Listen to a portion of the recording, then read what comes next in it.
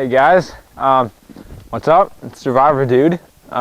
This video I'm going to be showing you guys how to make a fish hook. I already did a video on this, but it was probably the worst video I've ever done. It is really bad, and I look back on it now, but I was kind of excited and just wanted to do another video. But I'm going to show you in this video how to do two types of fish hooks fairly easy, I guess. The one I'm going to show you is how you're actually supposed to do the first one that I was trying to show you. But first of all, I'll start off with the kind of more complex one for bigger fish. It's going to be a bone fish hook. It's half bone, half wood. So I've got my piece of bone. I can come show you. So this piece, I just a little slip of bone broken off, and then I just scored it down so it's pointed on one end, kind of tapered. So that'll be the end of my fish hook, going to be something like that. So then next is going to be getting my piece of wood to attach this onto. So I'll get cutting and show you what it's supposed to look like afterwards. It's easier just if you see. It's kind of hard to explain. So I'm just using cedar. It's just for it being really easy to carve. You would want to be using a hardwood, maybe oak or something like that, just a much harder wood, because you wouldn't want to catch a big fish and then just to have your hook break. So hardwood, go for that. Or if you're using a softwood, even harden it by a fire, just charring it a bit. So I'll let you see what it looks like.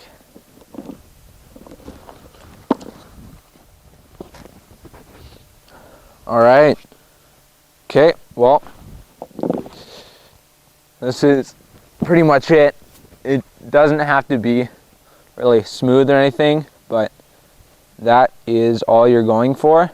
Just, well, you want a straight edge here, because that's where my bone's going to go on. It's going to rest on there, and then just come up.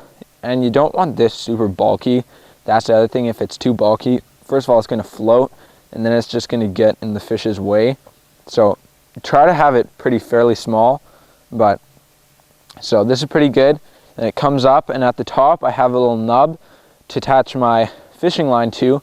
And what I want to make sure of is I just put a little hook right underneath so my string won't slip off if the fish comes and it's tugging away. So yeah, next is going to be to attach the bone. What I'm going to do now for that is I've got some roots. This one probably far too big unless I split it down, which I'll have to do. This one much more usable, but probably not as long as I need. So to start with, I get my piece. This is it's preferably you would want spruce roots. Spruce roots are amazing. You can use them as cordage just straight out of the ground. You don't need to prep them at all. But if you want a more longer lasting and durable little natural cordage, then you can do what I'm about to do now. So what I do is get a stick of any sort. I'm just going to do, just strip the bark, just kind of, not really for aesthetics, just to make it easier on me. And then what I'm going to do is just taper the end to a point, just so it's kind of like a spatula. And now what I'm going to do, once I've got it tapered up on each end and flat, I'm just going to make a controlled split right down the middle of it. Never cut towards yourself. So gently tap, give it a bit of a wiggle. You don't want to snap off anything or the split to go all the way through the stick. But there, that is what I'm looking for. So now what I've got is it just running through a bit. It's not going all the way through the stick. It just stops, which I want. I'll make it go through a bit more, just give it a bit of a wiggle back and forth. But that is all I'm looking for. Take it out. So now I have it split in the center and then taper it up on each end. So now, just kind of like your debarking jig. So what you're going to do, get your root, just stick it in between, and then just run it along, and it debarks your roots. Okay, my big root was too brittle, kind of, I don't know, just too dry, I guess. So I'll just use my smaller one. Smaller one, I think it'll be better anyway, because splitting it quarters is a pain. There's gonna be much less strength in the cordage. So let's quickly debark this little guy. All right, so I got my little root debarked. This stuff is really strong. So spruce roots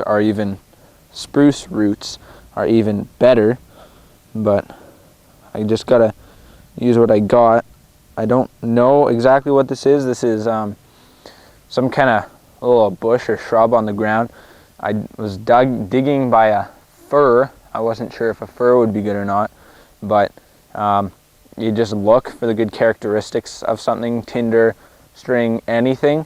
So it was a small flexible root, very strong, so I just went for it and it seems to be working. So what I do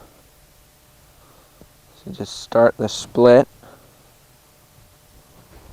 put down my knife with my knife, and then you just gotta start peeling it with your fingers just in half. So if it starts, see it's starting to weave off to this side a bit, I'm gonna bend this side, opposite side away, and then it will correct itself and I can keep going down.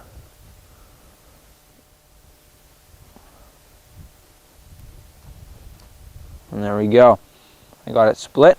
So here are my two nice little pieces of root that I'm going to use to lash the bone on. All right. So this is the tricky part. You got to be patient with this. What I'm going to do is lash this just right up like that. So that's going to be our fish hook. So you lay it flat up against the bone, comes out flush with it. And the first wrap is critical to hold it all. Just going to go around to somewhat lock it in place, and then pass it over top of itself. So what I do is I go wrap around where the bone is, and then pass it up over the little ledge that I have, and then back down. I've done it just like 4 times. With a smaller root, you'll be able to do it more and more, but that's all I've got now. So now what I'll try to do is just pass it underneath itself.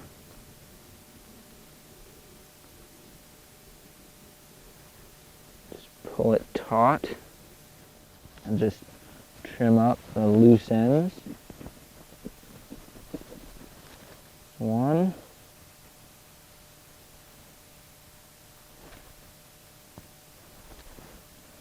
I like to just make them look nice. All right, so there it is. Like I said, there's not a lot of order to it right now. You can see what I was starting is you go across, around, and down. And if I had a longer spruce root, this root, like I said, it works. This is secured in place. This is going to be able to catch a fish, no doubt, if it's the right fish and the fish are biting anyway. It could break. You never know what could happen, but it's secure. it may not look the nicest, but it does the job. With, like I said, a spruce root, with this root, I had a lot of cracking in the root. You can see the bottom there, crack there. I had a bit of a crack up the top there, but it holds it. It does a job, and then just to finish, just pass it under itself. And that right there this is going to be obviously for bigger fish, but just bait right on the end there, fishing line on the top, and there's your fish hook. To do the other hook that I was trying to do, all you need pretty much is a splinter of wood, just like, here comes my puppy, is just like a toothpick, pretty much. Just a little toothpick thingy with the little notch in the center, pointed at both ends, and then you just attach your string, put it upright so the string's running along the top half, shove your bait over it all, like I said, a jube, and just went over it all perfectly. Then the fish bites it, and it opens. Cedar doesn't, that's another thing. If you're doing these, try to use a hardwood. Cedar, very soft, not very good.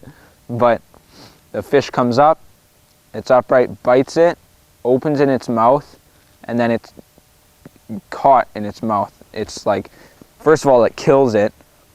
It's kind of gruesome, but it does the job. If you need to use it in a survival situation, it's what you have to do. There's no pretty way of doing it. Don't get frustrated, as with anything. You know, it's gonna take a while. This is my first attempt to do this kind of fish hook. I've researched and I did a bit of a practice one, but this is my first real try. So, but I have to give props to Ray Mears for teaching me this. That guy is just crazy. I wish I could know as much as him, but his obviously looked a lot better too. But he had spruce roots, so I don't. So that's it. See you guys next time. Hope you subscribe, and yeah, I look forward to seeing you in my next video. See you guys.